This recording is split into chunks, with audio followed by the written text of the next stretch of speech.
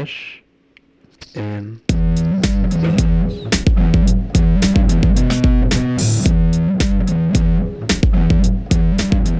All right, welcome back to another episode of Fresh and Buds. I am your host, Tommy Fresh, and you are all of my buds. And today we have a great episode where we are joined by a bud who goes by the name of Dylan from the YouTube channel Gorganian Tome, which does excellent video essays for Flesh and Blood and the like. And he is a great bud. We have a great chat today, and I hope you all enjoy it. Now, before we get to that, I want to shout out to the Patreon, which you can check out in the show notes to help keep the lights on, the mics hot, as well as links for the Buds Discord. If you're watching on YouTube or you're listening, go check out the YouTube, subscribe, like, comment. Working on the Levi cosplay right now. We do a live podcast with Mr. Viz, aka Gary, on Wednesday evenings, usually around 9:30 Eastern, called the Bud Rush Bella, which you can find over on the YouTube as well. Now, we have a great episode, so I hope you all enjoy and stick around. Maybe we'll get to Charmer this week, so it's hard to say, but you never know. You just never know. So without further ado, here's the podcast. All right, we are here with Dylan from the Gorganian Tome YouTube channel, which is just incredible. We're going to talk a little bit about why it is and why everybody that's listening to this, if you haven't checked it out, should check it out. But before we do that, let's see how Dylan is doing. Dylan, how are you, my friend? I'm doing well. I'm doing really well. It's just such a trippy parasocial experience. Like I've said this on a couple of different shows now, but like there were all these milestones when I first started making FaB stuff. And like, for me, it was like, I was, listening to Push the Point. I was listening to Fresh and Buds. I was listening to all these shows that I really love. And I was like, when I put out my first video, I'm like, hey, I mean, who knows? I just put out a video, but like in the back of my mind, I was like, man, it'd be so cool to like talk to Tommy or talk to Hamish or talk to one of these guys or gals one day. And like, then you hit me up on Twitter and I was just like, holy shit, like it actually is happening. Like it's still really surreal for me to kind of come to grips with. Well, it was a no-brainer because not only is the content that you're making incredible, but thank you. you're a bud.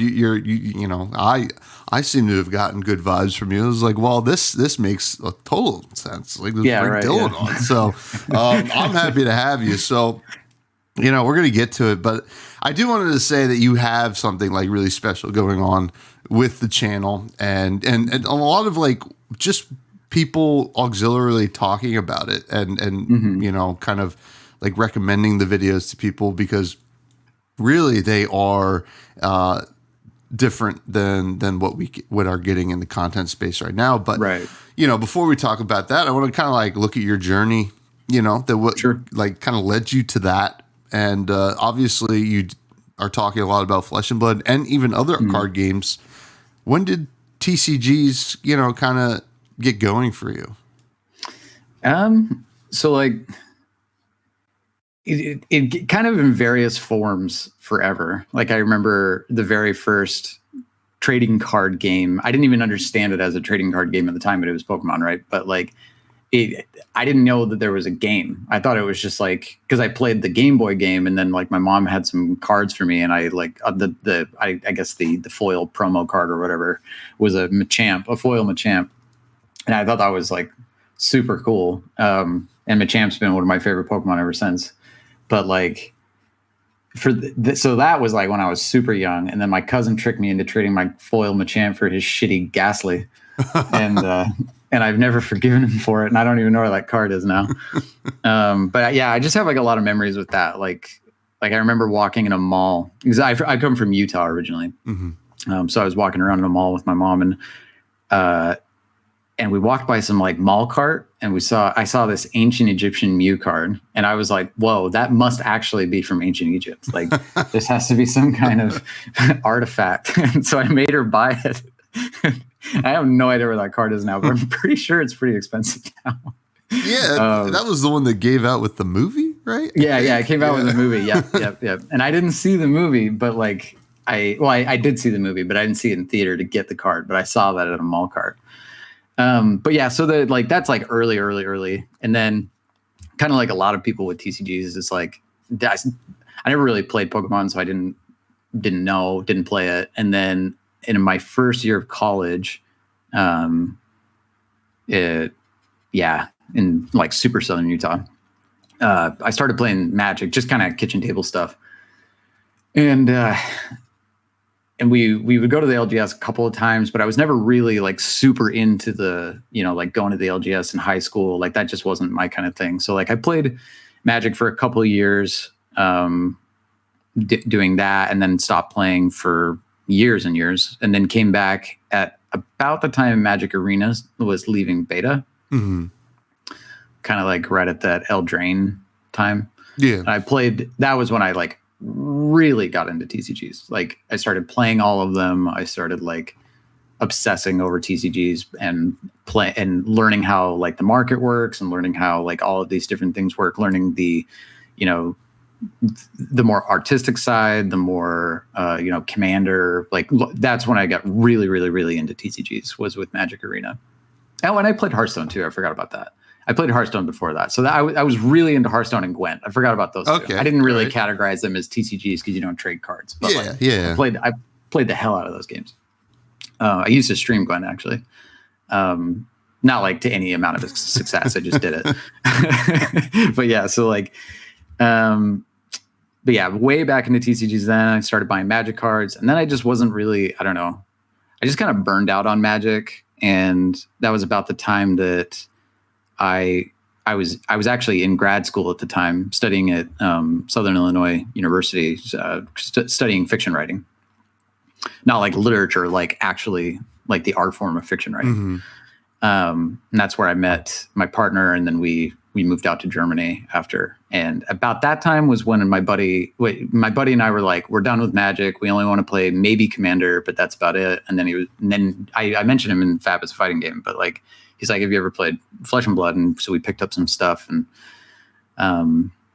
so we played it quite a bit at the beginning, but it was really hard to get cards in Europe. So I didn't really start playing like Flesh and Blood until Uprising, because that was about when Card Market's kind of like our TCG player. Yeah. Card Market like really took off with Flesh and Blood, and now it's a huge, whole thing. And now I own like almost every card in the game. So.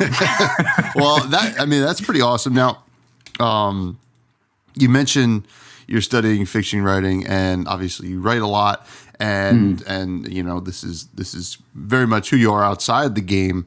I wanted to kind of like see where the correlation in TCGs and Flesh and Blood were for your kind of writing journey.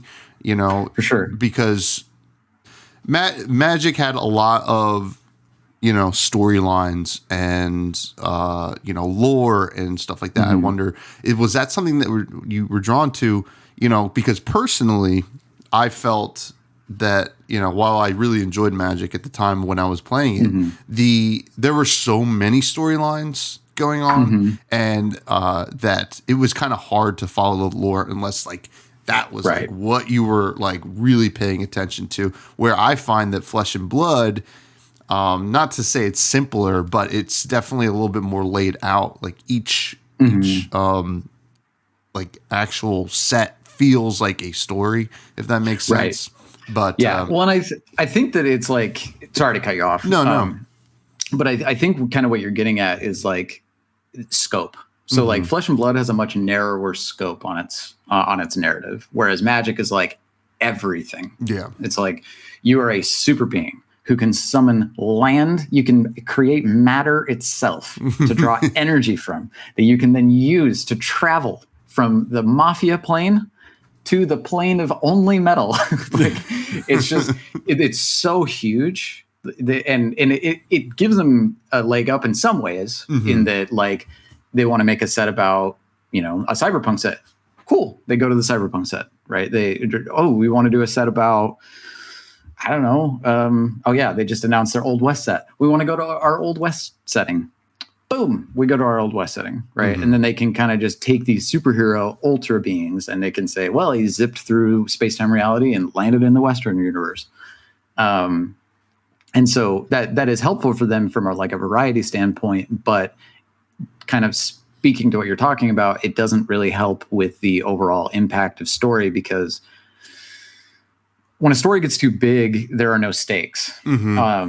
Because like the planeswalkers are never really really at risk of actually dying, right? Like the worst thing that could possibly happen is they get completed, but we all know that Teferi just kind of undoes everything in Magic, and then they're all back, right? And in that way, it's kind of like, what's the word I'm looking for? It's kind of like not comic book. Well, yeah, comic book. Yeah. Like the superheroes that never die. We'll reboot and everybody's alive again, and everything's good.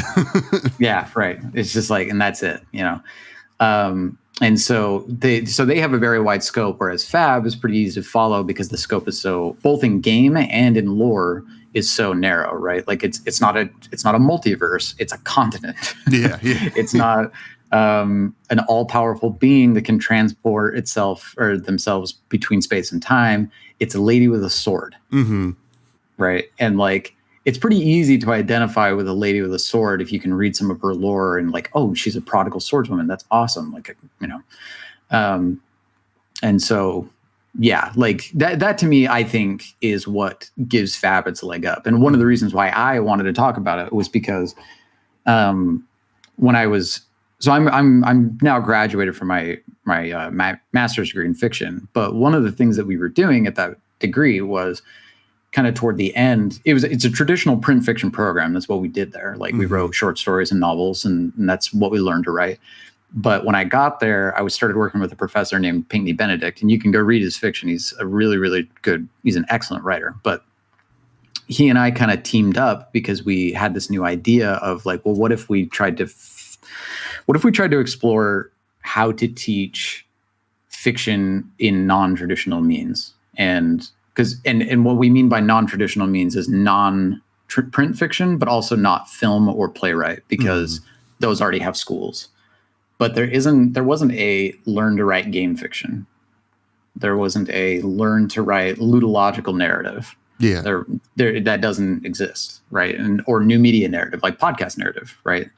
And so we were doing a lot of experimentation with that, and that's when I got really into the idea of ludological, narratological stuff, right? And all I mean by ludological, narratological is like narratology is fiction and ludology is game. And there's a theory that suggests that they're on the same spectrum, right? And so, sorry, you made a face. Oh, no. I'm just like, this is kind of like very fascinating to me. Like, you know, I don't think people think about it, right? You know, like would ever think about it. The fact that you came to like, you know, hey, like why isn't this being taught is a really interesting, you know, thing to me, right? Because that's a great point. Like, you know, we all think about the story in games, whether it's a trading card game or a board game. But you know, or a video game, or a video game. But where did it come from? Like, how different is the process to writing that than something traditionally that you would write? So that's very interesting. Yeah. Well, and you think too, like, what is I would say probably one of the number one complaints in the video game sphere is that the narrative isn't good, right? And I think part of that is due to either developers not understanding the proper techniques to telling a compelling story, or it's that they don't hire a good storyteller to be on the team. And like, it is a game, so gameplay is king, right? It's that's a very common phrase used in game design, that gameplay trumps everything. It's bigger than everything. If gameplay is good, story doesn't matter. And like, I think that is ultimately true, but I do think that there's a new spectrum of it, right? Because a lot of the time you look at narrative and it's stapled onto the game, right? Like you shoot a bunch of guys and then you get into town and then you have the dialogue options where you talk to the townsfolk and that's not game. There's no game there. There's no traditional game mechanics. It's just like select one of the dialogue options and it may or may not be good. And it probably has no bearing on the game whatsoever. Right. And so that was when I got like really obsessed with that idea, and I've never stopped thinking about it and like how games tell stories. And that was why. So like, for example, my most recent video, the objective correlatives of Flesh and Blood, objective correlatives are like one of they're one of the main techniques in storytelling. Is like how and why a character in a story interacts with the objects around them. That's one of the main techniques. And Flesh and Blood just does it really well, right? And so, but not only that, like card games are very unique in that they can recreate a story over and over and over again with slight variants that is so compelling to watch if you're willing to kind of sit there and think about what everything looks like, from like if you're willing to hallucinate like you would reading, right? Because that's all reading is. You're just hallucinating by yourself. And so like if you're willing to hallucinate a little bit at the at your LGS and think about the game, then you can, I don't know, you can see a story being told. And I love that. That's just super compelling to me. Yeah, and it's very it's something that I love about Flesh and Blood, right? Because outside of some weird things like I don't know, like why would, I think you even mentioned it in your video, why is Dorinthia using these curved sabers, right? Like, I mean, outside of something like that, like even or the then tunic you can, thing. Yeah, or the tunic thing on like Oldham or whatever. It's funny to think about, but outside of stuff like that, but like throughout the actual gameplay, like the cards that you put into your deck, it does all feel like it makes sense. And not to like harp on other games or anything like that, but it's something that is important to me, and I think a lot of people, and it's why, I am a huge Lord of the Rings fan. I love Lord of the Rings. It's like some of my favorite things, and I was not excited, even when I heard the announcement. I was still playing Magic. I was not excited for that because There's disconnect, no way. disconnect of like having my Planeswalker or whatever, and Bilbo Baggins hanging out on the battlefield. Felt weird to me. Like this is, or even it's just a little, yeah, it's just too abstract. That's kind of the problem with it. Like even the Godzilla stuff at the whatever set that was. Like I know that there were alternate arts, but like, I remember going through Arena purposely and turning off all the alternate arts on the Godzilla stuff because like Godzilla's not hanging out with these. It doesn't make sense. It doesn't make sense. Yeah. Well, and it's also like, I think like you say, it is just a little too abstract. Like it's really hard for me to imagine that Aragorn is a 4/4. You know what I mean? Yeah, right. Like there's more to Aragorn than a 4/4. Yeah. And so this is it's just strange to me. But like imagining actually Aragorn versus a Nazgul in FaB, that is very interesting because it's more granular. It's a more granular experience. I hope that Flesh and Blood doesn't do that. I hope they just work on their own IP. But like you get my point is that because the game is more zoomed in, the scope is more zoomed in, the actions that you do in the game are more zoomed in general. You can breathe a lot of detailed life into the story experience, right? And yeah, like there are narrative inconsistencies, but there's always going to be narrative inconsistencies in games because it's just kind of, especially games that have some kind of random element to them, right? Like there's the famous Emrakul versus 15 squirrels problem. Like Emrakul is a 15/15 flying god, but 15 flying squirrels could block her and kill her. So 15 squirrels can kill a god, right? And so like it's just it's a weird thing about games, but it's kind of fun and funny to imagine that. And the other thing to talk back on your recent point, I was actually speaking with Felix from the IP2 podcast not too long ago, who's kind of become a buddy of mine since I went on this show or on their show, Felix and Shay. And we were talking about the tunic problem. Yeah. And what it means that Oldham is wearing a tunic. And Felix brought up one of the most interesting ideas I'd ever considered, which is that who said that just because these equipments are in your equipment zone that means that's how they're wearing them, right? So Oldham might actually just have the dress wrapped around Wintersoil. Yeah. Oh, that's a good point. Yeah, Reinar might have a strip of it ripped off and is wrapped around his wrist, right? And so like it all kind of just depends on how you want to imagine your hero. And like for me, I can get there with Rhinar just as a fun, thought experiment of Rhinar wearing Final Spring Tunic. But I also like that one too. I like the idea of being able to rip a strip off the tunic and get some of its power and as it's around a weapon or something. Yeah, I mean it's a totally serviceable scarf if you ask me. So hell yeah. Also, I want to shout out to your objective correlative video because it's a term I hadn't. Or if I had heard, I had not heard it since like maybe high school. It's not it's pretty infrequently used. Yeah. But I was throwing it around, my loved ones like, do you know this? Have you ever heard of this? It's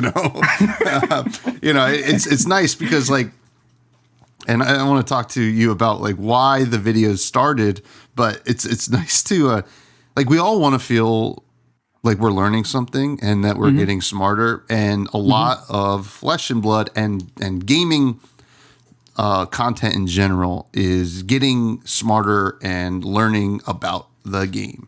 Right. Where I find that your videos are, yes, we're learning about the game, but we're learning about how to think about the game. And honestly, I love it. I feel like super smart after I watch your videos, and that's a very rare occurrence, Dylan. So right, okay, good. No, I'm glad. Like, I'm super glad you brought that up because I've said this a couple of times, but like my 3 tenets for the videos, and they're like guiding principles for me are like, number 1, teach something. I have to teach something in some way, and I'm not going to be good at teaching game mechanics. Like I'll go on Reddit and be like, yeah, here's how to block better, but like. That's kind of it in terms of like actual game. I'm just not good enough at the game. So there's that. My dog came in. So that's number 1 tenet, teach something. Number 2 is I always forget the second one. Oh, that's all right. I mean, I always forget it. It's a heuristic for you, so you don't even have to think about what the second one is. Right? You just do it. It's always there. And then the third one is be vulnerable. Yeah. And so, man, it's such a bummer that I can never remember that. I can always remember it when I'm not talking to somebody about the 3 tenets. Like as soon as I click the red X on this Discord call, I'm gonna be like, that's it. That's what it was. Yeah. Just edit it across the screen, Yeah, right. But yeah, so those are my 2.5 tenets, and but teach something is really important to me because I think that part of the reason why I love TCG so much is because they are endless, bottomless pits of learning. Yeah. Right. Like there's always something new to learn in regards to interaction with the game, not even just the gameplay itself, but also like interacting with the culture, interacting with the market, interacting with the packs, interacting with the new formats, new blah, blah, blah, new deck types, every new card has a cascade ripple effect across 9,000 other cards. And so, yeah, for me, like if you're into TCGs, I think on some level you really like to learn. Oh yeah. Yeah. So yeah, that for me is paramount. Yeah, you like to learn, but don't challenge people's beliefs in trading card games. They don't want to. Yeah. That's not the kind of learning they want. We want to learn something new, not change the way we know something. No, I kid, but also somewhat serious. But But so you kind of have these ideas, these tenets, these 2.5 tenets, which sounds like a. I mean, I'm just thinking of the show 2.5 Men, but yeah, totally. Those are my tenets. Yeah. So you have these ideas about what you set out to do with your videos, but when did you decide that you wanted to like put these videos, like these thoughts and these perspectives on wax with these YouTube videos? Yeah. So basically, right at Pro Tour Lille. Like actually that weekend was when I was like, I'm going to do something. I don't know what I'm going to do, but I'm going to do something because Pro Tour Lille was like the first huge tournament in Europe. Mm-hmm. And there were so many people there. There's so many content creators, so many pro players that I've been watching at other tournaments, kind of following, knew their names, been watching tournament footage. And then all of a sudden they were all here, right? They were all in Lille, which is like, it's not super duper far from me in Germany, but like, but I could have gone. Like a lot of the guys at my LGS actually went. And so, yeah, for me, that was the first time when I was like, okay, I am going to figure out how to do something in this game, content creation somehow, not sure what, but gonna be something. And so what I ended up starting to do was I just kind of I did like Twitch streams basically. So like they were almost like solo podcasts where I kind of just like shared my thoughts on the game, and thankfully they're all gone now. But but then I also did there was a show that I actually did called Casting Practice, because the original thing I really wanted to do when I was getting into Flesh and Blood was like, of course I wanted to play the game. Super fun. I love playing the game, but because I know that I just know my personality. I am no killer, so I am not going to. I probably won't even win a Battle Hardened. I probably won't even top 8 a Battle Hardened actually, ever. Don't never say never. Never say never. But like, I kind of know myself. So what I really wanted to do was cast. I wanted to get into the casting side of things.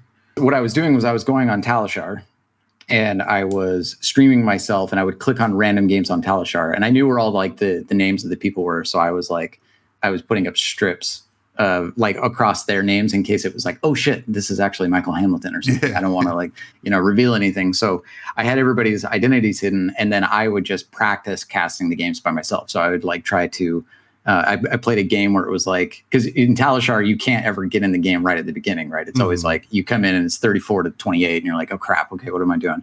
So I played this game where it was like, okay, figure out what has happened in 15 seconds or less. So I had to like go through the armor, go through the graveyards, go through the banner stone, look at the pitch, and then figure out where the game state is based on these things, and then cast from there. So that was like pretty much the funnest thing. And then weirdly, I won Kugane Gaming's, and this was totally random. I didn't even know who he was. Well, I mean, I watched his videos, but like we didn't know each other. But which will play into the story in a little bit. But I won his like Fabled package ticket to Battle Hardened Belgium on Twitter. And I was like, oh, cool. A couple of my buddies from the LGS are going. It looks like I get to go for not free, but cheaper. And so I went out there, and then again, weirdly enough, in the first round of the Battle Hardened, my friend played against Kugane and got beat. And then I was like, oh yeah, okay, so you're Kugane. I've never seen you before. He's like, you don't see him very often on like social media. You see his name, you don't see his face very much. And so we were chatting, and I was like, yeah, I kind of want to get into content creation. I'm doing this thing. I had this other idea for a show, because Gorganian Tome it wasn't called Gorganian Tome, but there was an idea in the back of my mind of replicating heuristic studies for FaB, because there is no heuristic studies for FaB. And so I was like obsessed with that idea, but I didn't think I could do it. And so then as I was talking to Kugane, I was like, yeah, I'm interested in casting. And he's like, well, I actually am probably going to be casting tomorrow. Would you like to try and get a guest spot? And I was like, man, my head was going to fall off. I was nodding so hard. I was like, yeah, I would like it very much so. So I just got like crazy lucky there. And then I got to cast with like the Eye of Ophidia crew and Kugane on a Dromai versus FaB matchup. And it was really fun. That was cool. But then actually weirdly, again, and after that, like a week after that, I got back and I was like, I'm not doing anything different. Like I wasn't adding anything to the pool of content. It was kind of just like casting practice was kind of cool, but it wasn't something that I'm good at. Like, I mean, not casting itself, but like streaming. I'm not a particularly good streamer. And because I still want to cast, but anyway, but yeah, so like I felt like the stuff I was making just was worse versions of other people's stuff. And so then I wanted to reevaluate what I could actually bring to the Flesh and Blood community. And I've always loved Spice 8 Rack, and I've always loved heuristic studies. Like those are my two favorite, by far, nothing even touches them, Magic channels ever. And I kept trying to find that for FaB. Like I kept wondering when that was going to happen, and I never found it. Like it's a lot of deck techs, interviews, tournament footage, and meta analysis, meta breakdowns, ban list discussion. There's a lot of competitive stuff, but there wasn't anything. And you know, like what you do, interviews and stuff. And I don't want to. That all that content is super important. I don't want to downplay it at all. It's really important. But it just, for me, it was like, I'm not good at it, and I don't know why this other thing doesn't exist that I actually might be pretty good at. And so then I just started writing videos, and as you've seen probably in watching the videos, is like, I am not a video editor, so I'm literally learning like per video. Like I'm like getting better per video. Well, you know, I will say, I mean, I'm no champ at editing either. You know, it's very hard, but you know, I think you. And for anyone, you know, that hasn't watched any of the videos, I would hope at this point you would have paused and gone and watched at least the FaB is a fighting game video, which is great. But all of your content's excellent. But you know, it's not really about the editing. And sure, like you managed to, you know, still edit it quite well. I mean, it's making sense for what it is, and you are. But the content is really the important part. Now, you know, I like that you're basically saying like, and this is the idea between content. I think we have a listener question a little bit later that's really going to touch on this too. But you know, what, like when you set out to do content, think about what you want. Right. You know, that's what I did, right? Like I was like, I want a, you know, and there were Flesh and Blood podcasts at the time, some really great ones, Arsenal Pass, Push the Point, Attack Action podcast, but there was nothing that maybe brought the vibe that I wanted to bring. And you're doing the exact same thing, and you know, and it's totally fine, right? Like, you know, I think that's awesome. Like to want something and then just like, you know what, I'm not going to wait around and wait for someone to do it, because maybe I'll just do it. And I think it's been I think it's been a successful endeavor for you. Right. And also I do want to shout out to Dennis Kugani. I mean, who's better than Kugani? I mean, he's awesome. He's super kind. Yeah. Have you ever had him on the show? I actually don't know. Yeah, I have had him on the show, and then he was in the original Airbnb Buds Pro Tour New Jersey. So you know, we had an Airbnb, and he stayed with us, and he was a blast. Airbnb Buds, I love it. Yeah. So you know, he's a great hang and a really, you know, kind person. But. I just wanted to shout out to him before I forgot. But, you know, did you foresee the success that you've had? Because, you know, I mean, you know, the Flesh and Blood as a fighting game is I think one of the best Flesh and Blood videos there is, right? And I show it to absolutely. I show it to a lot of my non-Flesh and Blood friends, like friends that I had that played Magic or whatever, you know, like, or even just like, I have a ton of friends I just played Super Smash Bros. With, and I was like, this is gonna make sense to them, and it always does. And like, this video is like really sweet, and you know, I want to applaud you for it, and obviously, you know, the rest of your content, but with the FaB as a fighting game video, you know, is there any kind of potential for some kind of sequel or kind of follow up? Because it is a really interesting, you know, it's still like a 20-something minute video, if I'm not mistaken. Yeah, it's like, I think it's like 21 minutes. Yeah. So like, even, you know, and it was very thorough and it made a lot of sense. But even like after I was done, I was like, oh, I wonder if like, you know, if we can get some more out of that, like, you know, like, like see if it becomes a series, like kind of explore how Flesh and Blood is maybe with like other games. So, right. Yeah. Well, for sure. Okay. So there was kind of two parts in that question. The first one was, did I foresee the success? Yeah. And the answer to that no. Like I kind of had thought that I figured I would be relatively successful upon the second video I made, because I was noticing very early on that my videos were getting a lot of likes and comments, and I was like, that seems like a pretty good sign. There's a lot of videos that, I mean, they have a lot of views, but they don't have much engagement beyond that. And so I was like, interesting that I'm getting a little bit more than I think somebody who's made 2 videos should be getting.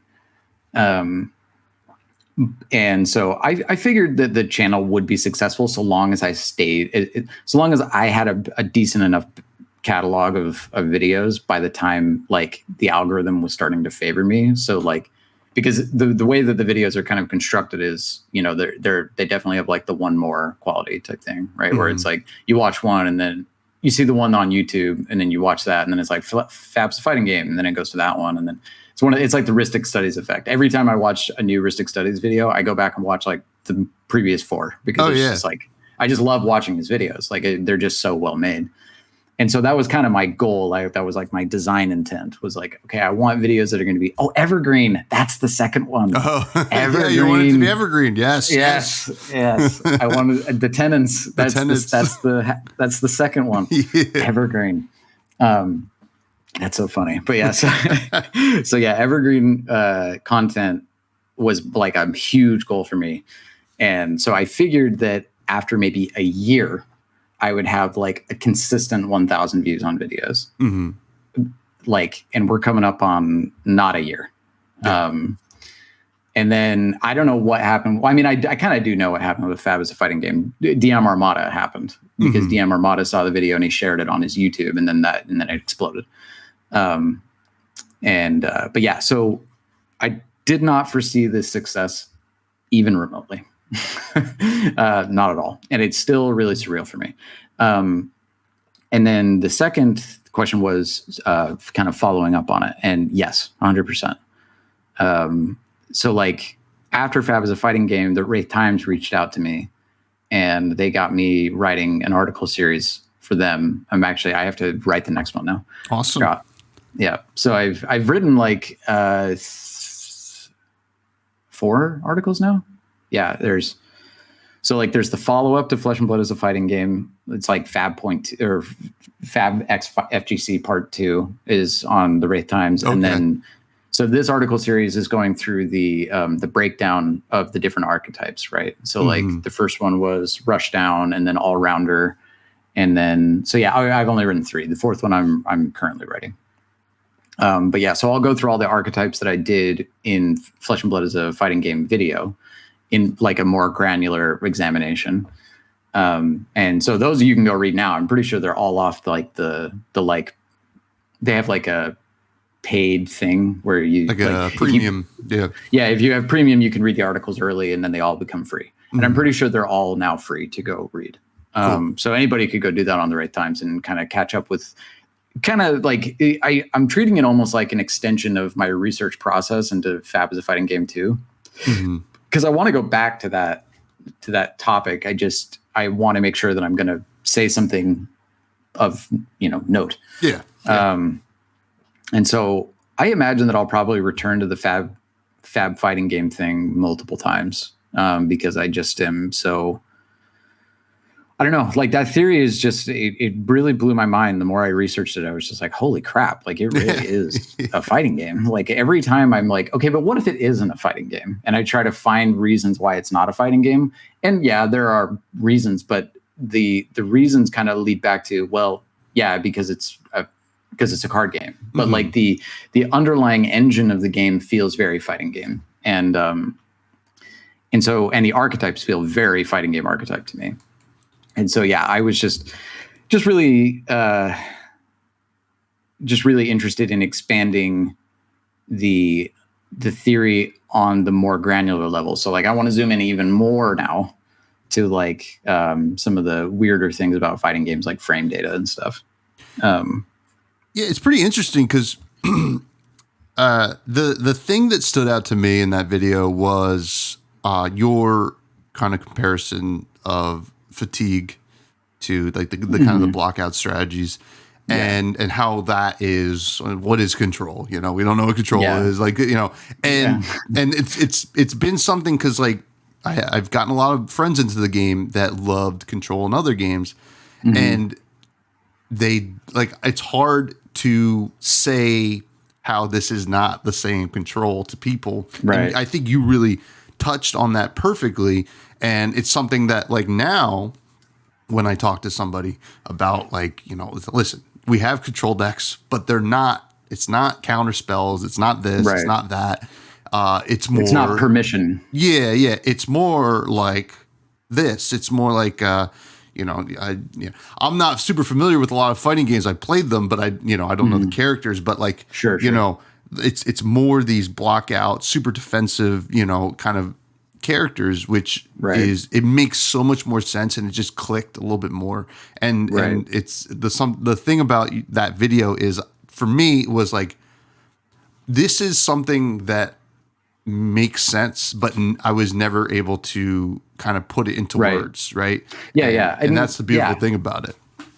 Yeah, well, it's like, I think that this is part of the reason why this video struck such a chord, was like, it's something that I think a huge portion of the community was already intuiting, which was like, because I mean, we saw this conversation play out over years now, where it was like, yeah, I play Control Old Him. It's like, what are you talking?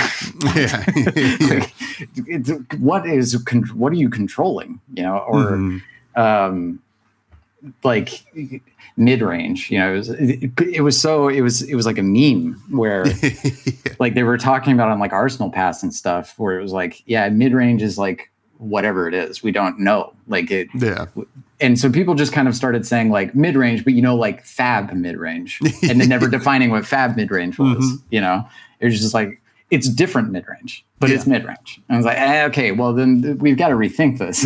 Like we can't just like use hand me down terms from another card game that don't apply. Yeah. Just because there's more players of that game, we've got to figure out a new way to categorize this. And so that was where that video even came from to begin with, was it was just like, man, like, I don't want to say that I play mid-range Briar.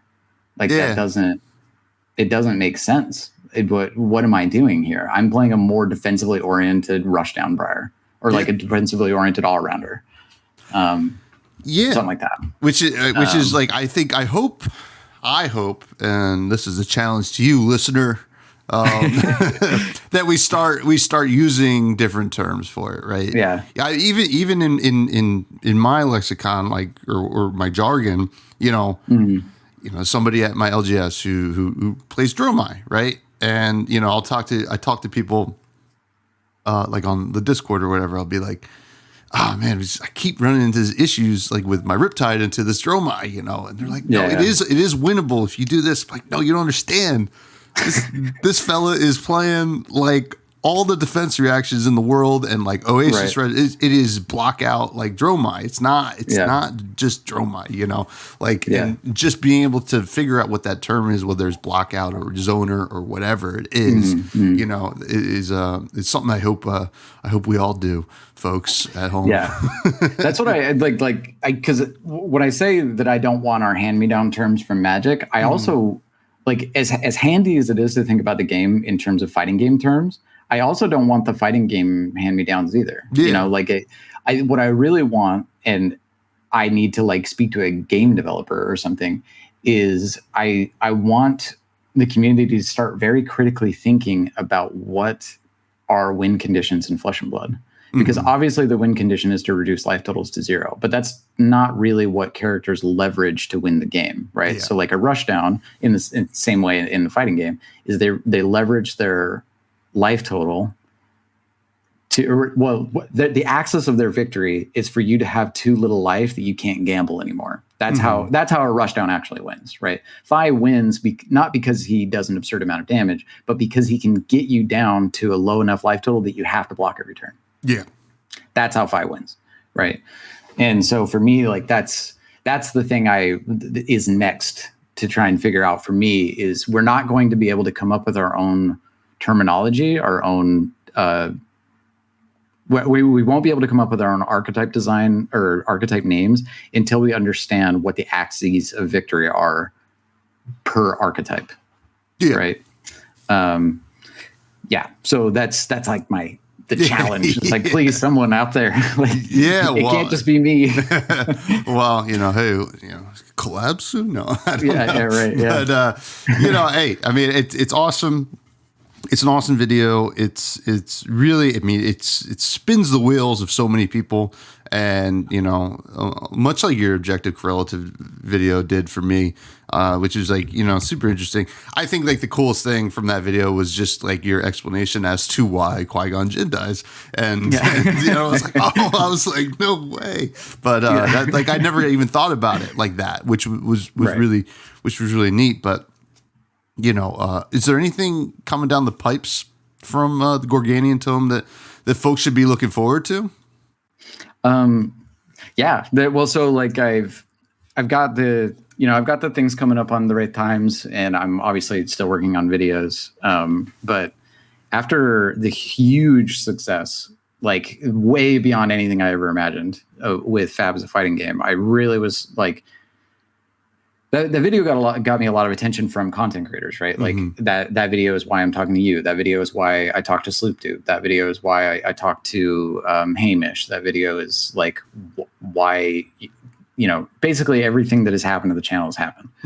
And so I started thinking a lot about collaboration and collaborating on different projects with different content creators. Because I think that one of the things that is actually kind of lacking in Flesh and Blood is that there's just not enough collaboration.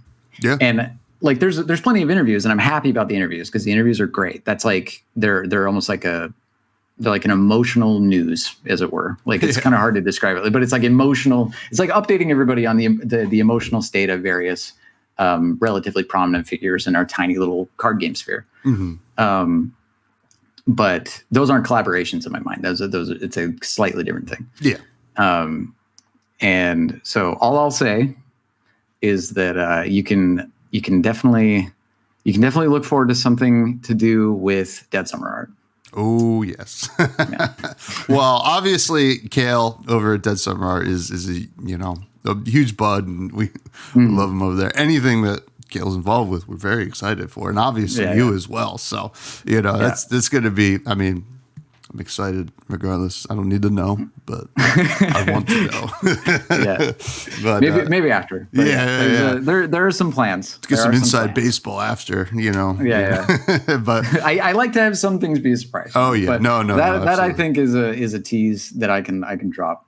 Dead Summer art is one of the main reasons like I really fell in love with Flesh and Blood content creation in general, because I was like, oh, thank God we have a lore guy. I mean, listen, Kale's a great example, and then like to give like some context for this podcast, right? Kale's a great example of someone that I was like, I get along with this person. This is a bud. I feel like I'm friends with Kale, and also it gives, he does these awesome lore videos, but it can give us a conversation that we can do every set. And Kale was obviously totally down to do it. Like, hey, every set that comes out, come on, let's just do a lore episode. It's a lot of fun. Yeah, for sure. I look forward to them every set. They're awesome. Yeah, because like, you get these awesome lore videos, but like sometimes it's fun to get into the nitty gritty and even have some speculation too. So like, Kale is a great example of someone that, I love to have on this podcast and really gives a lot of value that like we can look forward to, which is, was something that I felt like outside of the set reviews, like what did people look forward to, and I think like the lore episode, to me, I look forward to it the most. Let's be honest. It's like I'm very selfish and I want to have fun. So, No, the lore episodes are great. Yeah. I mean, I love every episode of Fresh and Buds. I love them all. But the ones that I'm always like, here comes Christmas, are lore and the card review with Bill. Like I'm so excited. Yeah. Like I'm already thinking about it with bright lights. I'm like, I can't wait. That's gonna be. I mean, I'm gonna have like a billion questions for Kale for bright lights, because I'm gonna need some serious explanation here. So yeah. But let's get into some more FaB oriented stuff here with the Fresh Faves, where I'm gonna ask you a few of your favorite things in the game and cards, and you're gonna answer them. So first, okay, yeah, you're gonna whether you like it or not. First, who is your favorite hero? Yeah, so I knew these questions were coming because obviously I listen to the show a lot, and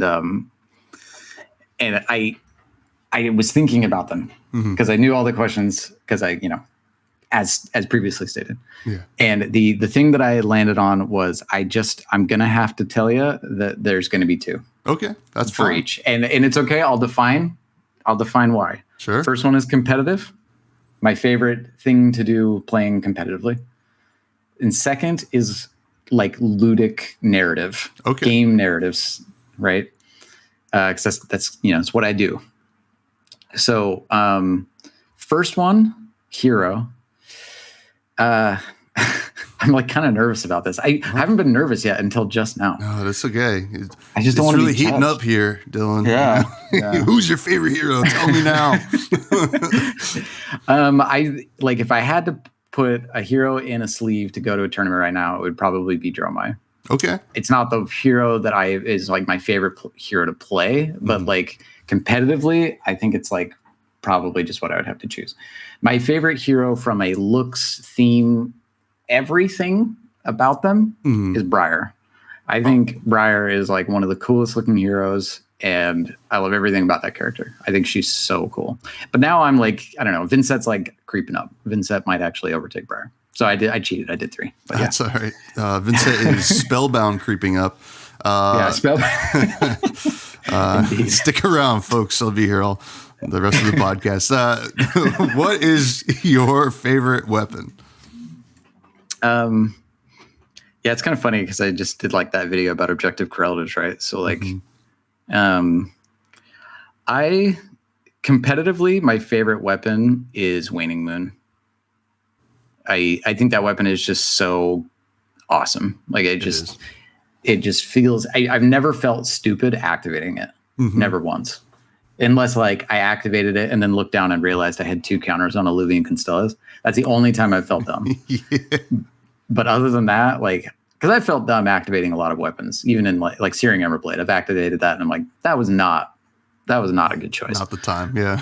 No, but Waning Moon makes me just feel real smart and it's very competitive. But my favorite is, and this is dumb because it's just, like, it sounds like such recency bias, but I really do love this, is Scepter of Pain. Because it's not a weapon. It's not an attack action. Yeah, yeah. It's you can ping dragons with it, and you can make rune chants. Yeah, it's very cool. I love that.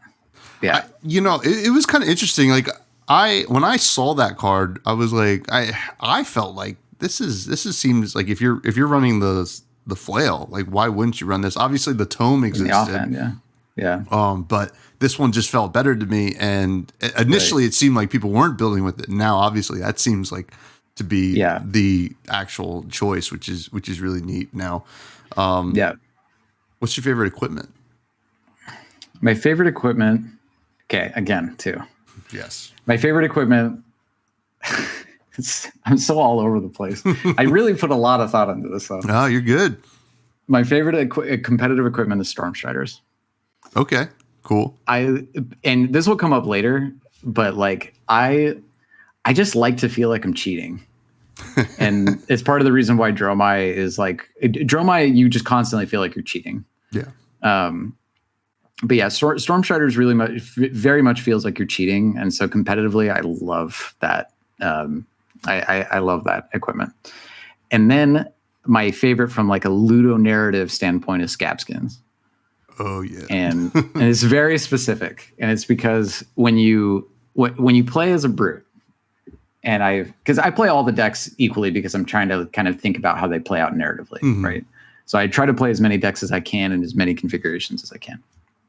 But when you roll a 1, let's say when you roll a 6, brutes are kind of like, they're not known for their academic prowess, right? Yeah. So like when you roll a 6, it's almost like they just got really lucky in their rage. Like they're just kind of spinning around, swinging their claws, and when they roll a 6, it's like, hell yeah, they just did it. But when you roll a 1, I've always loved to imagine that Reinar kind of just like smashed into a tree. Like he was kind of spinning around and then just like hit a tree and fell down. And so it turned in, like he just face planted. Yeah. He swung the romping club and it got stuck in the tree, and he's like, "Oh, yeah, get out!" Yeah, right. He's like, "This is gonna be sick," and then he just kind of like got stuck. So Scab Skins, from like a Ludo narrative standpoint, I just love the story that card tells, because every time that thing is activated, I'm like, here we go. This is gonna be hilarious. Oh yeah, I mean, you're after my own heart with that Scab Skins answer. Now, what's your favorite run of the mill card? Attack actions, not attack actions, instance cards you put in your deck. Okay, so competitive is Channel Mount Heroic. And I know that card is not particularly well loved, but I love that card because, again, it plays into my thing of feeling like I'm cheating. But it's very thematic cheating. Like, because you remember, like, we go back to my favorite looking hero, Briar. Yeah. And now I get to imagine that she is channeling like this mountain from Arya, from her childhood that she remembers, and like the essence and magic of it. But I get to cheat. Yeah. So like that's like, I love Channel Mount Heroic. Everything about that card is just like, it's chef's kiss beautiful. I'm so sad that she's about to LL because I haven't played her enough. Maybe. We don't know. I mean, who knows? People can't seem to bring her across the finish line, so we might have her forever. So who knows? Yeah, she's 10 years from now. It's like she's still at 998. Yeah. We've had Icelander 7, but Briar she's still holding on. And then my thematic one is obviously Gorganian Tome. Oh yeah. Love Gorganian Tome. You know, it would be awesome to get to a point where every deck is playing Gorganian Tome. like awesome. Basically UPF is that, right? But if we can get to the point where, like you just got to play it, and then you got to hope that you're the first or the second one to play it in the game, which is very cool. Those are all some great answers. And, I kind of like that kind of the story side of the narrative side of it too, as well. Good, because it is important, right? Because there are cards that, we play that are very powerful, but, they're just powerful, right? But like, even like Stormstriders, I think feels like is both super powerful, right? But also when you're doing it, you're like, this is it. This is the time. Mm-hmm. This is the time where I take my chance to try to win. Which is, very exciting. So now I wanted to talk a little bit about you, because you obviously think about the game in a different way. And this is something that's been coming up often is, where we're at with Flesh and Blood right now, right? Mm-hmm. Which I think is a good spot, but, we're leading into the competitive nationals, month or so. A lot of professional players and competitive players are really like putting their nose to the grindstone. And, sometimes it feels to me like the armory scene suffers when these times happen. And, and I also feel like maybe sometimes when we don't have a draftable set that's most recent, that we suffer like this. So not that things are going poorly in any, in any meaning there, but what's your take on like where the game is right now? Like in this limbo between Dusk Till Dawn and Bright Lights, which were two very, at least thematically super exciting, like products. But also we have the nationals looming upon us right now. So yeah, it's I don't know. It's interesting. Like because it feels a little bit like it's in a doldrums, even though it's not supposed to be in the doldrums, right? Like it's kind of like the competitive players are sort of like, they're all kind of just trying to figure out why Icelander is winning, and none of them seem to be able to figure out why exactly. But they all still believe that Lexi is the best deck, and so like, I don't know. For me, I have actually really struggled to find like a hero that I really want to play, like competitively. Like because I don't think I'm going to be traveling to any major tournaments. Like I'm going to Worlds, that's 100% going to happen. But like, I don't think I'm not qualified for my Nats. If there's a last chance qualifier, sometimes there is in Germany. If there's a last chance qualifier, I might go. But if I go, I'll probably just play Dromai, because I think it's the deck that I'm best at that's currently like competitive. But like, yeah, I mean, as far as like the game as a whole during this time, this is definitely the time that I almost wish that LSS would throw out some like new way to play. Like it would be really cool if it was like, the armory level players, the ones who don't like me, who don't have huge aspirations to like spike big tournaments or go positive EV on everything. It would be really cool to see on the website like, yeah, new XYZ way to play. Bring these 20 cards from your collection, these 20 commons, and come to the LGS and we'll supply you with, we'll send out like the armory kit comes with like 20 cards for players, right? And then like you make some weird sealed deck or something, but like a different version of sealed, or like announcing some kind of like armory level competition where it's like, okay, so for the month of August, we're going to be like, stores will get an incentive to run Clash. Even though I mean, that format's not like LSS sanctioned, but I really wish it was because I mean, like, I think everybody knows me and what I value at this point by now, but like, I really, really, really value thematic consistency. Right. And like Blitz is not it. Like Blitz it's a fun format, but there is no format that truly showcases like young heroes and how fun young heroes can be. And except for Clash, like Clash is a perfect format where it thematically makes sense why they only have a couple of specializations. They only have a couple of majestics because they're young. Like because all the heroes in the game are like prodigal in some way. There's some kind of prodigy. And so Clash, by limiting their power, but still allowing them to be functionally different from like a commoner deck, and also being cheap. Like Clash decks are cheaper than Blitz decks because Blitz decks are basically like the same cost as a CC deck minus 1, 2, 3, 4, however many cards you need to remove to make it 2x. And so like, I think that like the meta seems relatively healthy for the most part. It's always weird when an aggro deck is the best deck in the format, or at least the perceived best deck. The perceived best deck in the format.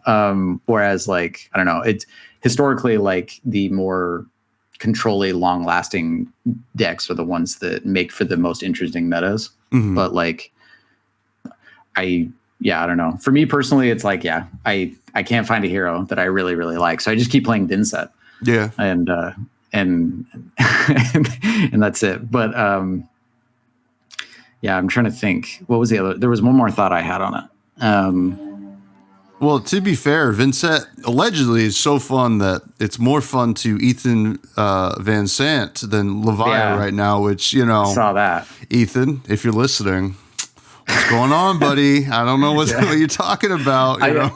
So I watched that stream and then I was there live, and then I saw him post on Twitter about it, and I reacted with like a Jack Nicholson, like, the Jack Nicholson thing. It's like, dude, Vincent is super fun.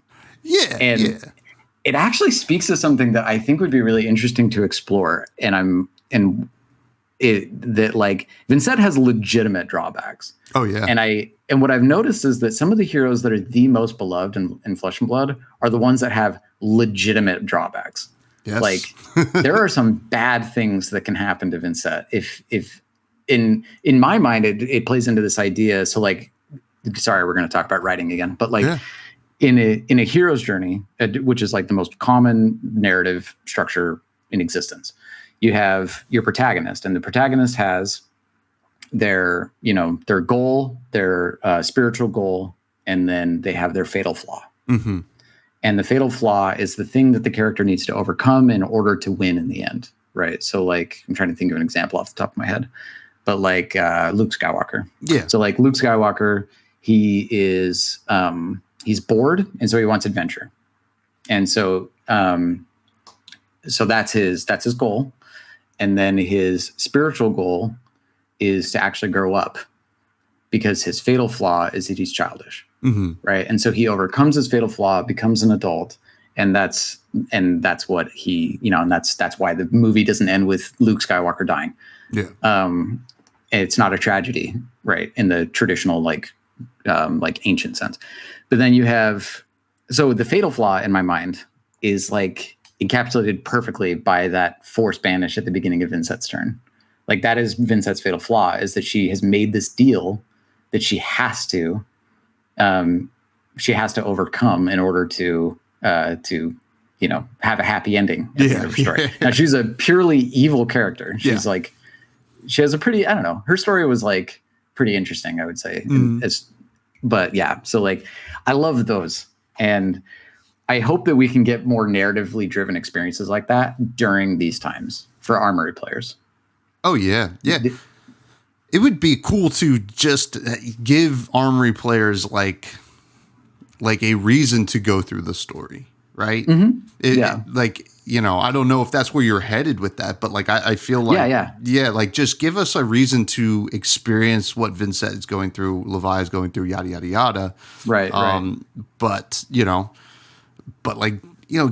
us an incentive to do it in person, I think. Right. Yeah, for sure. Like it would be pretty sweet to have some kind of incentive to I don't know, like you run there's not pre-cons of Inset, and were there pre-cons for the set? I can't remember. No, I don't believe there weren't. Right? No. Yeah, but like let's say maybe not Dusk Till Dawn, but like let's say for Outsiders, it would be really interesting if there was a way to build in narrative into the pre-con league, right? So like you run a pre-con league, and I don't know exactly how you do it, but like it would just be super cool to have like to have some kind of adjacent thing to reward players with who go to the Armory level events. And one of the ways I think that which is underexplored by Flesh and Blood and LSS is narrative in general. Like I understand that they're trying to like hold back a little bit on their lore because they want to be able to reveal cool things, and like also they don't want to be hard committed to certain things. So it's like, well, hang on, you said that Aether was, so I get that. Like I understand that they don't want to like reveal their entire deck to you, but like, but yeah, just something, just some kind of little thing for Armory players to kind of sink their teeth into, and that's what I'm actually really hoping PvE is going to end up being. Yeah.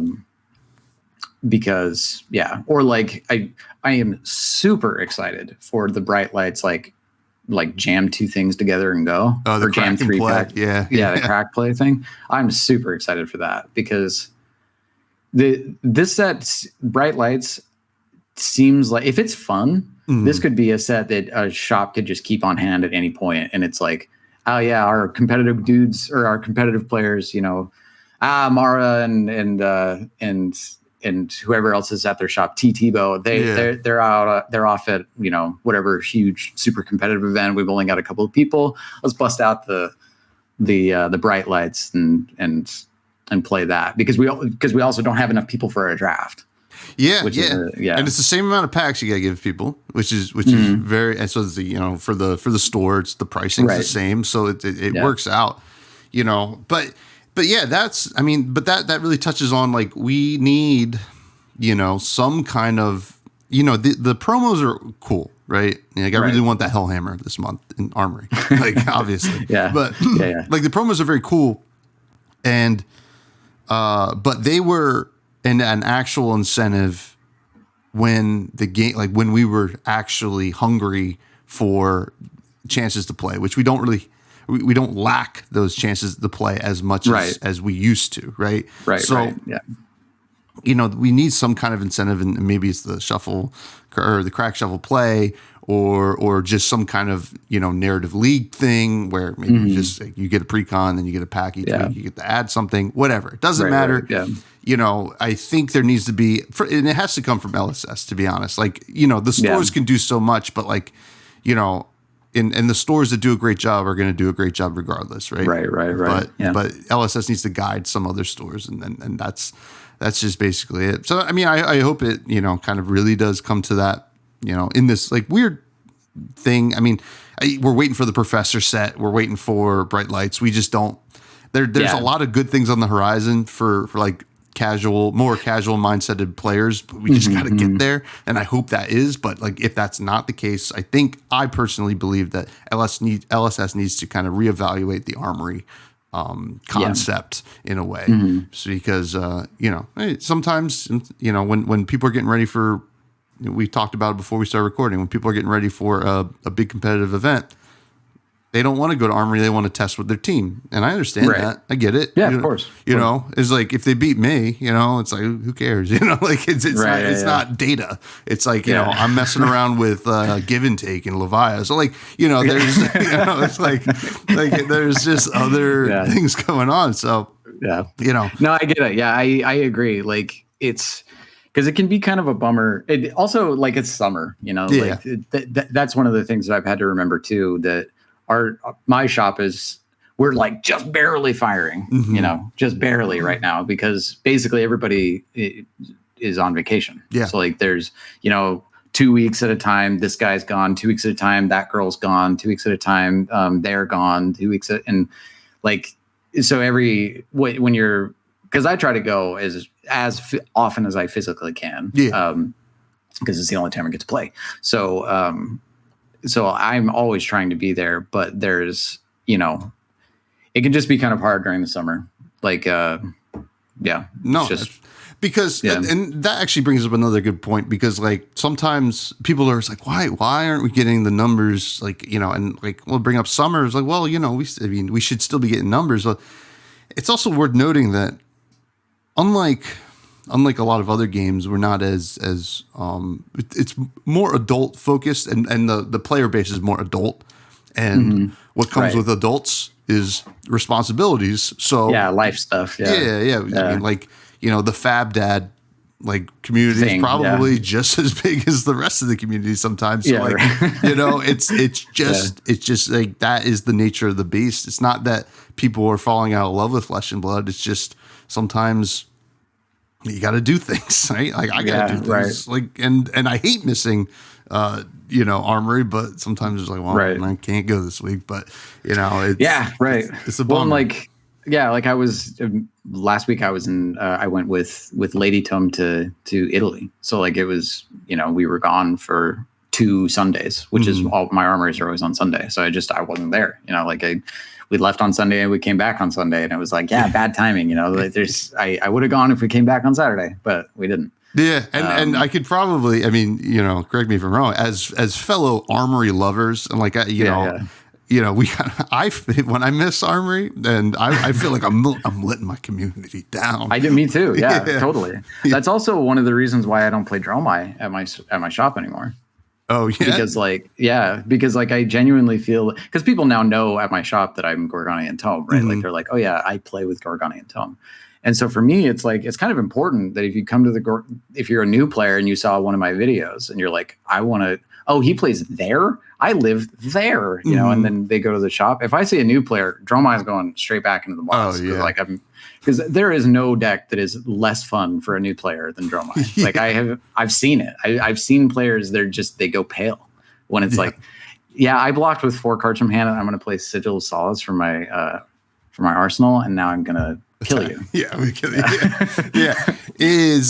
No, I mean, you know, good on you for having the wherewithal to know to put away the illusionist, which I think is a great lesson for everybody listening.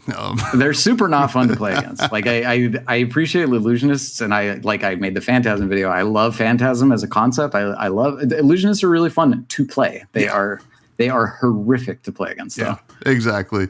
Now, I wanted to ask you, as someone who has thought about the game in a different axis than I think most people, right? Is there some way you'd like to see Flesh and Blood players think about, change the way they think about it or approach the game than they currently are now? Yeah. Let me think. So I definitely think that I would really like FaB players to think about what the fight looks like more, and also kind of maybe take more mental notes on that, on what the fight looks like from a thematic and narrative standpoint, right? Because I have found, and this is fine, you can enjoy a game however you want, you know, anybody can enjoy it. Some people could literally just sit down and play with blank cards that have numbers on them, and you bash the numbers into each other, which is ultimately what FaB is, with a bunch of window dressing. But so if that's truly how you enjoy the game, just evaluating math equations, totally fine. But I think that that's not a lot of the player base, especially a lot of like what we're talking about, like the armory level, the casual level player base, is like just kind of imagining what the fight looks like and maybe start thinking about like what you could do cool from like a thematic perspective, not necessarily like a competitive perspective. Because like I see there's a lot of stuff on FaB about the mathematical best way to play, blah, blah, blah, blah, blah, blah, blah. But like yesterday, I got bodied by this guy at my armory who is playing like a budget level aggro draw my deck, and I was playing Viserai. So like, and he was playing with some pet cards, and he's a pretty good player. But like, it's supposed to be a pretty favored matchup for Viserai, and like, man, I got torched by that dude. And so like that's, I don't know, like at the armory level, I just don't think it really matters. And so I think for the majority of players, I think they would benefit from thinking about and developing their own view of what the game looks like and thinking a little more critically about it. Because like, so for example, basically every single person I've talked to about the game imagines something different is happening. And I'm going to ask you a question now. Okay. What do you think? What do you think it looks like in the fight when you play a Graveling Growl? What do you think is physically happening in like the imaginary space? Ooh, this is a great question because I love Graveling Growl, obviously, but I picked it. So like to me, Levi is out like doing these kind of like the essence of Blasphemous are these monsters, right? They're kind of summoning these monsters. And I think that's why they're not allies. It's just like these are mindless like things that almost Levi can control, right? Rather than just have these allies. So, to me, Levi is like out there swinging with Hexagore in the battlefield. And then like whatever, maybe she stomps or something like that, and a crack comes out of the ground, and Graveling Growl climbs out and like is just out there attacking till it dies, right? Okay. It's not doing anything. And so it dies like right as it does damage. Like it hits, it swipes at them, and then it just like kind of turns into dust. Yeah, once it does the amount of damage that it does, whether like let's say a soldier is 1 point of damage worth doing, it kills 6 soldiers.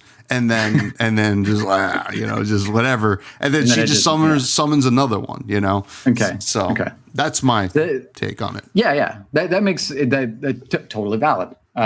It's interesting because like Ethan also said he's mentioned that in the past at some point. I can't remember, but he mentioned that he feels like Levi is a summoning character. Like she summons monsters and they fight for her. Yeah, and that never made sense to me, like at all. Like I was always imagining that she was almost like channeling the essence of what these things are. Okay. Right. So she is Graveling growling. Right. Yeah. She is. She's doing some kind of. She's doing the unworldly bellow. Okay. Yeah. And she is embodying these types of these demon hell creature spawns, and she is doing the attacks. Interesting. And because like one of the things I've noticed with FaB, especially FaB art, is like there's slight inconsistencies with the way that characters are drawn on cards, right? Like when you look at Dorinthia cards, there's like a bunch of different versions where it's like, are these Dorinthia's cousins? Are they? And what I've chosen to believe is that they're just all Dorinthia. It's just like different depictions of Dorinthia. Or different depictions of Iron Songs that she's like, maybe her aunt taught her Iron Song pride. Yeah. Or Iron Song response. Right. And so she's using all these techniques from her Iron Song lineage. And rather than like, there's multiple Dorinthia Iron Songs coming in and like swinging swords. Right. Yeah. Yeah. And so like, that's the kind of thing that I think could just in this little tiny conversation about like thinking about the game from a perspective like that I think it can really help players fall in love with something that's not, well, this is the deck that has the highest probability for the deterministic win condition so as to go to an X 1X 6x record so that I can make top 8 so that I, right? Like just engaging with the game critically, engaging with the game creatively and imaginatively, I think can help a lot. Oh yeah. And I agree. I mean, even you just saying that, well, I'm starting to think about like, how these different Shadow Brew cards, like in that lens is very interesting.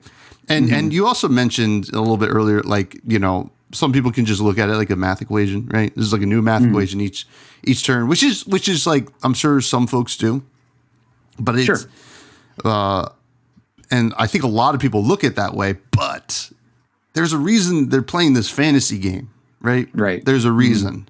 Like, yeah, there's a reason why these games draw crowds that could just go play poker. Right? Yeah, exactly. Like you're solving a math equation, but and it's a great example. Dan Rakowski's a local bud.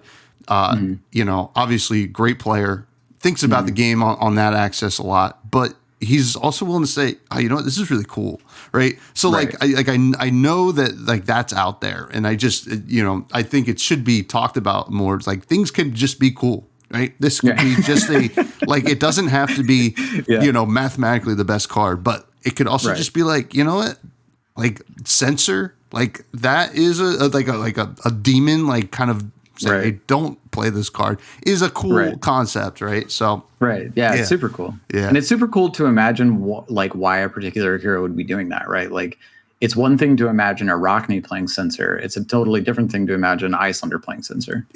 Like exactly. They change, it just changes a lot, the concept of what the fight looks like, right? So it's like if Censor's played an Icelander, it very much feels like it's a spell to me.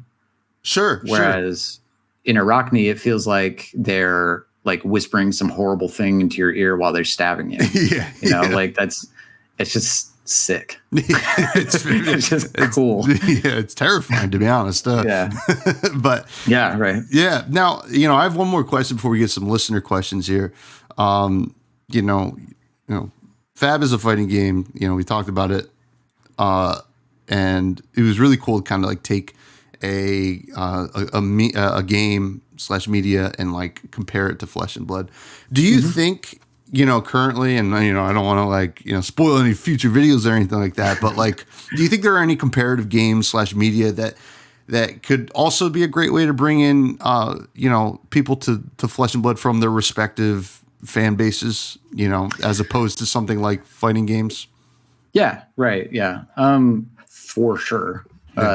Like one of the things I actually found really interesting when I put up the FaB as a fighting game video is so many people were like, I always thought of it like Diablo. I'm like, interesting. Okay. I never would have thought of it like Diablo. Like I don't get any yellow or purple or blue equipment when I kill my opponent. Like there's no random loot drops. We're not going into dungeons. Like we don't do any of that in that game or in Flesh and Blood. And so, so like a lot of people said that. A lot of people said D&D. Or like RPGs, not necessarily D&D, more like just RPGs in general. Where it's like I'm role playing as Dorinthia. I'm like, yeah, kind of, but like it would be like an RPG if you opened up like a book of Dungeons and Dragons and you picked a character from the list, which most people don't do. That's not really how people engage. That's another thing that I think would be really fun at the armory level is sending out blank hero cards that people can make. They could be RPG. That was the other thing I was going to bring up. Blank hero cards would be really cool. My God. And yeah. I mean, you'd have to follow the rules of whatever class you choose, but Yeah. Right. Yeah. And you can't be like, oh, I'm a brute wizard. Like you don't get to do that. But like sending out some guidelines. Sorry to like jump back to a previous thing. It's awesome. but yeah. So like, some guidelines on like, okay, here's how you could create a hero card that you could play your armory only. And in this league during August is like, your LGS can do this thing where it's like you get to make your own hero and then you get to go in and play Blitz or Clash or Commoner or whatever. And you get to like, maybe not even like write out your own ability where it's like, whenever I play a card, I do 600 gajillion damage. But like, like a list of things that you could choose from the, almost like you know, those things on Twitter where it's like whatever your name would be in a fantasy world, and it's like your birth month, your like the car you drive or whatever, and then it's like, yeah, my name is Flutie Dobble or whatever. But yeah, so like something like that where I could be like, okay, I want to be a brute, which means I can pick from this and this. I'm going to pick these two, and then I'm going to pick this drawback, right? And it's like bang, bang, bang. Now I have this cool blitz hero that I can build around, and he's mine, or she's mine, or they're mine, and it's going to be so sick. Like that would be. Please just do that, LSS. Yeah, well, I mean, even like, you know, to expand on this, like, what if they just sent out these blank cards, and like the purpose of the where the hero's art would be is like you could draw whatever, but we're also going to send like a sticker sheet. Like, right. Yeah. Right. Like each class has like 10 different options, right? We're not creating new heroes. These won't be constructed legal, right. but in this scenario, you can be like, all right, well, you know, all right, let me move over to Ninja, and like, oh, every third combo card you play in a turn, do this or whatever. And like you get to choose, pick and choose. It'd be really neat, you know? Yeah. And that'd be sick. Every third card you draw a card. That would be like the coolest shit. I would just, I might not play competitive FaB anymore, actually. I mean, it sounds pretty awesome. So, you know, LSS, you know, if you're listening, we know that you are. Maybe, I don't know. You know, you try that out. It'd be really sweet. And, you know, at least Dylan and I would have a blast. So that would be so much fun. But yeah, but anyway, so back to your original question, your original later in the podcast question, is like, depending on what LSS does with PvE, there could be just untold amount of content to be made. I mean, Critical Role. Are you familiar with Critical Role? Yeah. Like, if it plays even kinda like D&D, the amount of D&D x FaB as an RPG, like so many freaking options for like a narrative gameplay series, right? By like, you know, the armed or like the table and legs people, or like or Three Floating does a narrative gameplay series and they bring in different. They live in California, I think, so maybe they have Matt Mercer on. And he narrates it. But yeah, so there's that. But then, as far as like other comparative media that I think that people could do is like actually literally anything. Like one of the first things I thought of when I saw Mischievous Meeps was like, I wonder if anybody's going to make like a taxonomy video about like the creatures of Wraith. Oh yeah, like, that'd be really cool. Like examining just the different creatures of Wraith and like their taxonomy and where they come from. Because there's a shitload of creatures on cards. There's like tons of animals. And I don't know. I just think that like that would be a video I would totally make if I weren't working on a couple of other things. But yeah, so like. I'm trying to think of what other comparative media. The RPGs for sure. D&D could definitely be in there. Fighting games, more fighting game stuff. I've always one thing that really resonated with some people for me was like, this is a Souls game, like a Dark Souls. Oh yeah, which like, totally. Like like you got to be like this. You are a hero or whatever. You have this equipment, yada yada yada, a weapon. And guess what? Your opponent's very hard, and you're gonna die a lot. So like, it has a lot of. Now I know Dark Souls has a card game. I don't know if I think it's a living card game, but you know, definitely different. But that is what I feel playing Flesh and Blood sometimes, especially when I was new. Like when you're not used to a Souls game. Like it's like, how do people beat this? You know, like. Well, it's always a trip when like you play against the people at your armory who are kind of like reasonably the same level as you know, like some are a little better, some are a little worse, and like but then you play like against a really good player, and the confidence with which they do things is very much like going from one boss to another in Dark Souls, where it's like you fight one boss and you're like, okay, so I just gotta kind of like dodge him and like, you know, like I gotta like dodge roll through the dude at the beginning, and here comes that like ice thing. Okay, I gotta do this at the ice thing. But then you fight like what is that one character in Elden Ring? No, The better one actually is in Bloodborne when you first fight Gascoigne, Father Gascoigne. That I thought that From Software was screwing with me. Yeah. Like I thought that dude was actually a player. He behaves like a player. Mm-hmm. Like you fight like the cleric beast at the beginning, and you're like, okay, this is like a monster boss. He's a pain in the ass to kill. He has a shitload of health. He's a nightmare to fight. Yeah. But he's dumb, and he does the same stuff. But then you go and fight Father Gascoigne, and you're like, whoa. Like, how is it operating at this level? Yeah. Right. Like, it's like he knows what I'm doing. And yeah, I mean, he's just reading my inputs, but like, it's still weird. It's weird as hell. Yeah. Yeah. I mean, I found that one to be good, but like, I mean, yeah, like you said, I guess anything, right? So, yeah. Hey, if you have some friends that like a certain thing, like try. Like, I think it'd be a good way for a listener to be like, well, let me think about how Flesh and Blood is similar to that, and try to present that to them. So, or like philosophy, like there's a ton of like the philosophy of type stuff, right? Mm-hmm. And one of the videos I want to make is kind of plays into that, but it's very specific. But like. But what I'm ultimately trying to show with Gorganian Tome is that games are art, just like paintings and films and books are, right? Games are art, and when games are art, then they can be examined as though they are art. And what we learn in university and high school and stuff is that in order to examine something, you need to pick a lens with which you view it from. So like, and that's all these YouTube essayists are doing. They're just writing your bog standard like senior high school English paper with the thesis and 3 points and and the conclusion and blah blah blah blah blah. And it's like, oh, I'm going to examine the Scarlet Letter from the perspective of Nietzsche. And why not just do that for FaB? Like if you understand a particular philosophy really well. I don't know, like Frege's theory of language, then you could absolutely examine Flesh and Blood card names through through Frege's theory of language. And I know that they're out there. I know those people are out there, and I'm just waiting for them to do it to compete with me on examining the game. It's a blank canvas. It really is. Yeah. I mean, that's the cool thing about content too, right? Just like it's cool.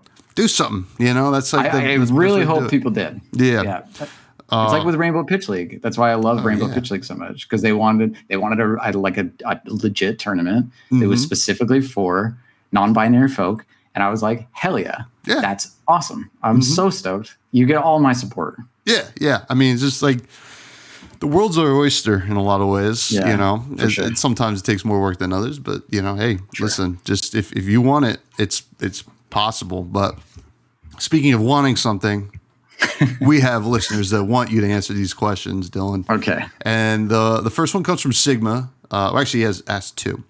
Okay. What's the next fighting game you're most anxious for? And I put in parentheses, did you also pick up Street Fighter 6?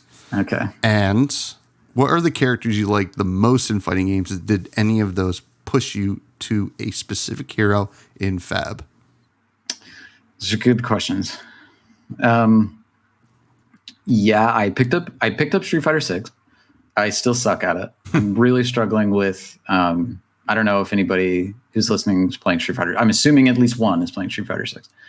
But I'm really struggling with the drive impact system. Like I don't know what it is. My brain's just slow. Like I can't hit the drive impact thing. I can't hit the button when they hit it. And whenever I hit the button, they always react to it and I get blown out. But yeah, I did pick it up. It's super fun. It's way better than 5 in my opinion. But I am mega struggling with that game. And like Street Fighter I'm convinced it's one of the hardest games in the world. Like it's just absurdly difficult to play. Oh yeah. But it's part of the reason why I like card games though. Like card games are like fighting games, but at my speed, like I'm very even keel. I'm very slow. I'm very I like to take a long time to think about things. And I do not have that option in fighting games. It's like, well, Ken's jumping at you. Can you anti-air? No? Well, well, it's interesting you say that because like video games, like as we get older, which we are getting older, as much as it pains me to say, the reaction times go down, right? Hey, you don't see a lot of 50-year-old Fortnite pros Yeah, right. You don't, and but you can see some older, Magic players or Fledged Blood players. So it's right, nice. yeah. LSV went to Pro Tour Barcelona. I don't know how old he is, but he looks older than me. So he's a billion years old. We don't know. Yeah, he's a billion years old.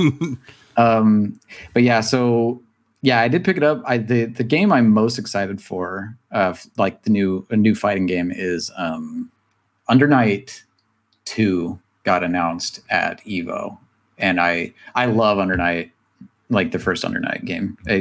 That was the game that, like, this is some weird inside baseball stuff, but like I love Soft Circle French Bread as a developer. I think they're such a good developer, and like Melty Blood is just I wanted it to be cooler, but I just ended up not liking it. Like all the characters kind of felt a little samey to me, but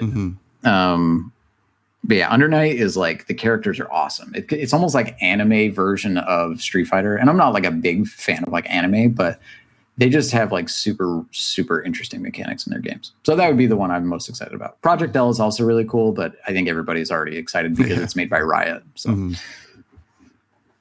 yeah, so there's that. And then what was the last part? And then any characters that you like most in fighting games that would push you towards a specific hero in FaB.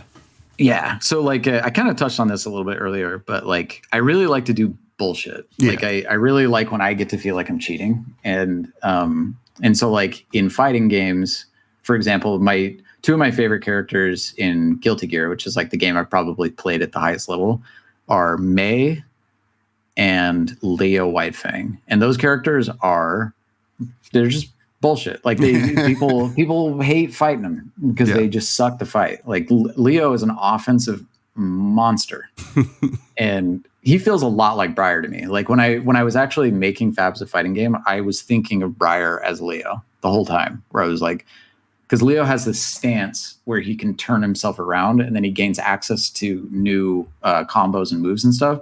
And when he's in this stance, it is disgusting what this character can do. And that has always felt to me like Channel Mount Heroic. Like she plays Channel Mount Heroic, and now she has access to some of the most disgusting things in the game. Yeah. Yes. Yes, she does. Yeah. And then Mei is like, she has this giant anchor that is just unfair. Like it's such a pain in the ass to fight against because it's so huge. And there's a thing in fighting games called disjointed hitboxes, which is where usually in a fighting game, when a character throws a punch, their arm has a hit and a hurt box. And so if you punch their punch, you can do damage to them. You can trade damage. Right? Oh, interesting. But Mei has a giant anchor that has no hurt box. Nice. So she just gets to swing this huge thing that does so much damage, and she can get combos off of any hit. And it's really unfair, and I love it. Yeah. But yeah, and so it's really weird that I ended up loving Dromai at the beginning, because I do not like playing zoners in fighting games. Not at all. Like, they're not fun. And my favorite version of Dromai is like big dragon, defensive, play all the dragons out. That's a super fun competitive deck for me to play. So yeah, I really like bullshit, and I really like when I get to do things that feel unfair. Yeah. Well, yeah. No hitbox on your punch is I mean, sounds very unfair, especially when everybody else has it. Which that's the axis that Illusionist plays at, right? It's like, yeah, you could destroy my thing, but it's not going to hurt me. I'll just have to make another one. True, that's a good point. That's a good point. And I guess like the last one is. What was I going to say? Gold Lewis Dickinson. That's a name of a character in a fighting game. Okay. He's also from Guilty Gear. Gold Lewis Dickinson is probably my favorite fighting game character ever invented. Like, he's so weird. He's such a strange. He just doesn't play like any other fighting game character I've ever seen, because how he operates is, like quarter circles and half circles, like the motion. Yeah. All of Gold Lewis Dickinson's moves are half circles. Interesting. And so he has like a half circle on the downswing. He has a half circle on the upswing. He has it in opposite directions. And all of his special moves come from this circle of different ways that you can do half circle motions. He feels a lot like Vincent to me. And I think that might be why I'm so obsessed with Vincent right now. Because Gold Lewis Dickinson, there is not a cooler character in a fighting game ever.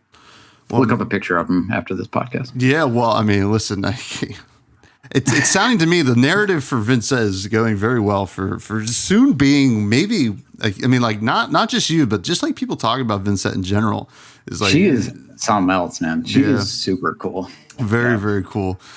Next question is not a question. Comes from William from the Table Pit, who says, "No questions, just love your draft server and videos. Thank you." Thank you, Table and Legs. That's very kind. William's the best. He's cool. The Grave Key asked, as a writer, what is your favorite genre to write? So it's interesting because I was actually just thinking about this for myself not too long ago, because I recently started like just developing a little card game just for fun, like not like here's my next big project, I'm gonna sell a lot of these. It's like just I like messing with game mechanics and stuff. And so like the game is kind of like this idea of like pretending, like being a detective kind of. And I was wondering why I was so attracted to this idea. And for me, it was like, as I've said before, I think that games are one of the reasons why I love game fiction so much is because they can tell a story, in a personalized story, in 100 million different ways for every single person who plays that game, right? As long as there's some kind of variant element to it. So what I was wondering about was like, how could you create a narrative engine that could tell mystery stories over and over and over and over again? Because I really love mystery. And my favorite genre to write, I would say, is probably like a speculative crime fiction. So like sci-fi or fantasy or whatever crime. Because like crime is its own genre of fiction, right? There's like crime fiction, and then there's sci-fi and there's fantasy. But I really like I really like the idea of like a modifier on crime fiction, because I just love crime fiction. I think like the mystery, the underbelly, the grimy, gritty. Like I just really love stories with like really, really tense, personal, immediate stakes. Like I'm reading this book by China Mieville right now called The City in the City, and it's so good. It's such a good book. It's so cool. Like it's a mystery story, but it has like weird elements. Like it's not, it's like it's a detective story, but it's like genre. I don't know. Sorry, I cut you off. I'm just I'm just gonna quickly write that. City in the City. Yeah, The City and the City. The City. City and the City. All right, it's in there. City and the City. Sounds really good. It's a great book. It's super sick. I can tell you about it more after the podcast, because I don't like it, but it's so cool. Cormac McCarthy is my spirit animal. Like whenever I'm trying to write, I'm trying to get to his level of prose. I never can, because his prose is. I mean, I just don't think it's possible. One of the best to ever do it. So it's like you'll get there, but he can't be topped. That dude is. I mean, he just died like literally a month or so. Yeah, a couple months ago. Yeah. Tommy, I didn't know you were so into books. I like books. Books, Jerry. I love books. I'm reading. This is a tangent. I'm reading Hyperion right now because really cool. I never read it, and everybody's like, it's like Dune and then Hyperion. And I was like, all right, well, I enjoyed Dune, so let's see what goes on Dune's with this. Sick. So enjoying it right now. Now the last question comes from Greg, our dear bud, Greg, aka Dark Prentice. Greggy. Who asked, you've mentioned on other programs and this program that the video essay style channel wasn't really around and helped motivate you to create the Gorganian Tome. What other sorts of content do you think Flesh and Blood needs right now?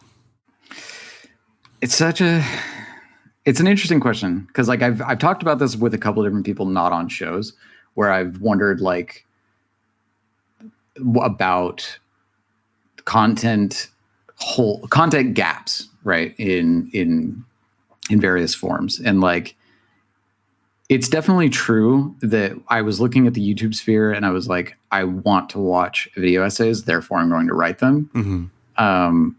And so it's kind of a hard question to ask, because like, or a hard question to answer, because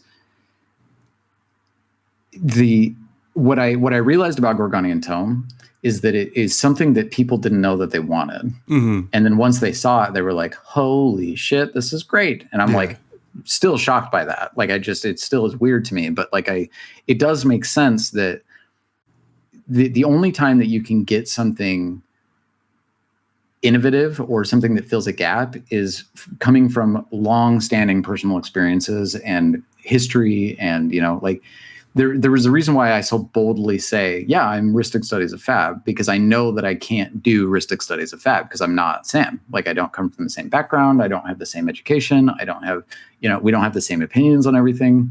And so I knew that I wasn't going to be copying him. So it's fine if I just say I'm the Ristic Studies of FaB, because I'm not. Like, you watch the videos and they're very different. But as far as like content gaps go, I think where we're really going to see something new is when the community themselves start asking the question, which is all I did. What are the gaps? Like, what do I wish was there? But aside from that, like, to give more concrete answers, so I'm not just like, haha, politician, is I do think that there is a lack of like content for homemade formats. Like, because I know that they're out there. Like I would love to see a league that plays like with the OKNY Ninja Cube. Like I would watch the hell out of that because the Ninja Cube is super fun. Like I've bought one, I've built it, and I've drafted it like by myself and also with some friends. And it's really fun. And it's really fun. I think it could film really well too, because it's like there's the whole drafting process is really interesting if you do it in the like. I can't remember what they called it, but there's like a river of cards, and then each player has 5 card hands, and then you can do so many cool things with like the process of drafting that cube and then playing 1v1 in that. But beyond that though, like I just feel like there could be more fan made formats. Like one that comes to mind immediately is Mark Rosewater, right? The Magic lead designer guy. Before he worked at Wizards, he made a format called Mini Masters, yeah, which is a 1-pack format where you open the pack. You have 15 lands, right? You have 5 of each color. You open 1 pack and you build a deck out of that 1 pack, and then you play a game. You can really only get about a game or 2 out of it, but it's still like a really interesting idea. And Mark Rosewater is now like God King of Magic, right? And so it's this trip where it's like, I know that there's a lot of game developers in the community. I know that there's certainly a lot of people who think they could design the game better. Yeah. Yes. and so like, I think it would be really interesting to see people start brewing up different and new and innovative ways to mess with the cards, right? Like I saw like Teklo Crow on Twitter or something is making like a PvE, like their own version of PvE. I've seen like, UPF is obviously it's getting there. Like that new video from Table and Legs, right? Was it the channel that Table and Legs Table Pit. Yeah. Table Pit. Yeah. The Table Pit and how they like, they ate a hot chip every time they took damage or whatever. Like, I love that shit. That's not making a new format, but it's super cool. It's entertaining. I think we just all want to be entertained, and it is a hard question to like answer as creators ourselves, because we already answered the questions to ourselves. What do we want out of this game in content? And then we decided, well, that doesn't exist. We'll make it, right? Yeah. So like we already answered that question, but yeah, like homemade formats. Hell, I used to love Winston Draft. In Magic. I don't even know if I haven't even tried it in Flesh and Blood, but it'd be interesting to try. So like, stuff like that. Yeah, that would be sick. Or like, I mean, so think about it like this, like off the top of my head, I can name, so there's Prof, there's Ristic Studies, Spice 8 Rack, Command Zone, MTG Goldfish. This is good. Like, okay, so 5 is enough. That's 5 huge Magic content creators, and not one of them focuses on hyper competitive content. Yeah.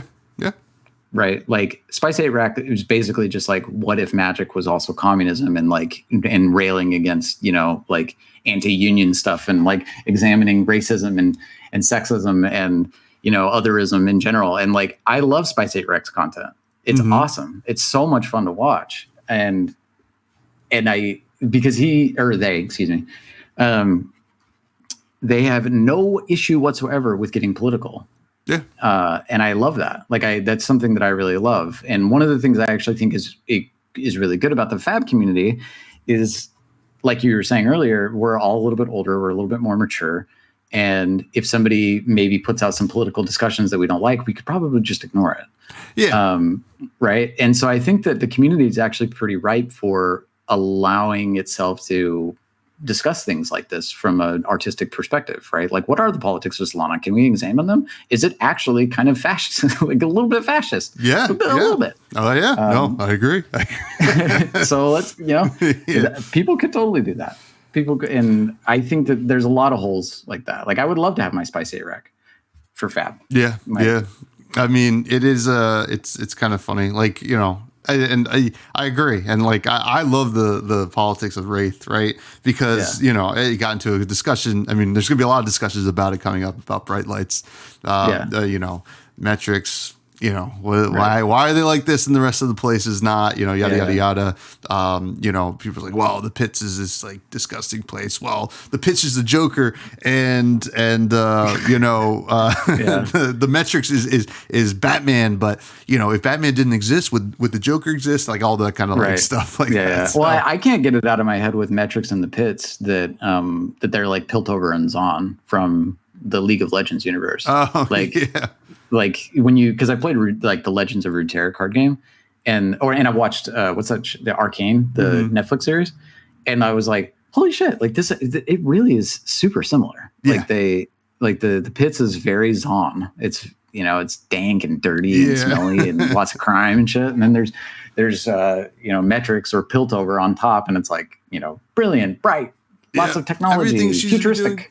Doing great. How are they doing so great? And something else isn't doing so great. That could be a whole podcast, and it probably will be. Dylan, this was a blast. Thank you for joining us. This has been. Thank you for having me. Discussion's been awesome. I can't wait for the buds to listen to this. And if they're listening right now, they already did, which is pretty cool. So, but can you please for me plug anything you need to plug? Obviously, we've talked at length about the YouTube, right? But obviously, it's all going to be in the show notes. But please talk about it anyway.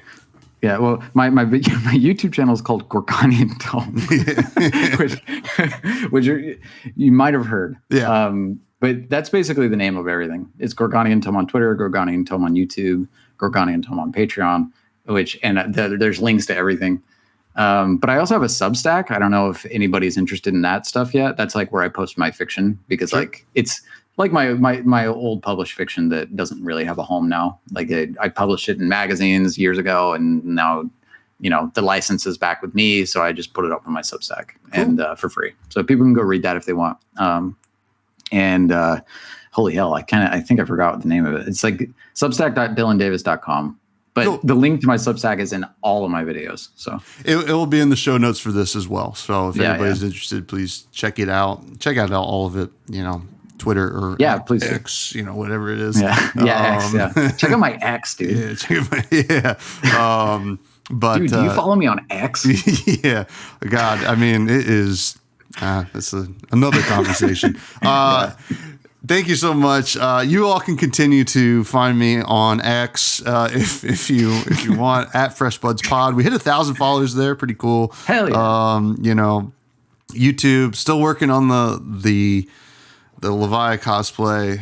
It is a process. I had a nice call with Rachel Stoddard last week. She helped me a lot with just like making me not feel crazy. So very, very stoked for that. Check out the Buds Discord, check out the Patreon. And as you all know, I always like to talk a little bit about food at the end of the podcast. Now, Dylan, you are a Utah native living in Germany. So I want you to either tell me about a dish you love in Germany or a dish you miss from Utah. Dude, it's so crazy you asked this question. Because I was going to, when you first asked me, so when do you want to do the show? I went out to dinner that night and I took 2 pictures of the meal I ate. and I really wanted to send them both to you because they're so like weirdly foreign. So the food I miss from Utah is something we call fry sauce, which the rest of the United States calls mayo chip or like ketchup and mayo. Yeah. Mayo. We call it mayo in Germany, or they call it mayo. Yeah. So in Utah we have like dedicated companies to make fry sauce. Mm-hmm. Like there's many types of mayo and ketchup. There's like slightly chunky with some tomatoes in it. There's like, more smooth and creamy. Like it's a thing. Like that's certainly something I miss. But in Germany, the cuisine is very interesting. Like because the two pictures I was going to send you were, one was, it's called Wurstsalat, which is basically sausage salad, and it's a little bit more like bologna salad. Okay, interesting. So I call it meat salad, but it's basically pasta, like spaghetti. I know we're going in a bunch of different directions, but yeah. So it's it looks like spaghetti, but it's made out of like bologna meat. Interesting. And please send that picture to me. I'm gonna have to. Yeah, I'll send that to you. It is killer, dude. It is so good. It's good. Like I love it. It's like covered in onions, and it's like it sits in this bowl of like vinegar. I wanted to say Essig because that's the German word for vinegar. Mm-hmm. Like in this bowl of vinegar, and like some people put cheese on it, and like, oh, dude, it's like that food that your grandma's is always the best one. Yeah. Like that's like their version of that. The other picture I was going to send you was pancakes for dinner that have no sugar in them. Mm-hmm. They're savory pancakes. Okay. With mushrooms and lettuce. Okay. And like what I would describe as like a German pesto, which is basically like cream sauce. Okay. All right. Yeah. I mean, that I can get on board with as well. I mean, I like breakfast. I don't get into the sweet stuff. I don't really do pancakes, syrup, or anything like that. Yeah, I'm not a big sweet guy either. Yeah. Yeah, but like if it's savory, if a savory pancake, and obviously like potato pancakes and stuff like that. But if it's like a regular, this is a bread based bog standard pancake, just no sugar. Oh yeah, that sounds good to me. So please send me those pictures. That's gonna do it for the show. I'm gonna be looking at pictures later of food, and it looks like. Oh wait. No, we don't have time for Charmer today, but we'll get to him next week. Everybody, sorry, Charmer. Please have a good week.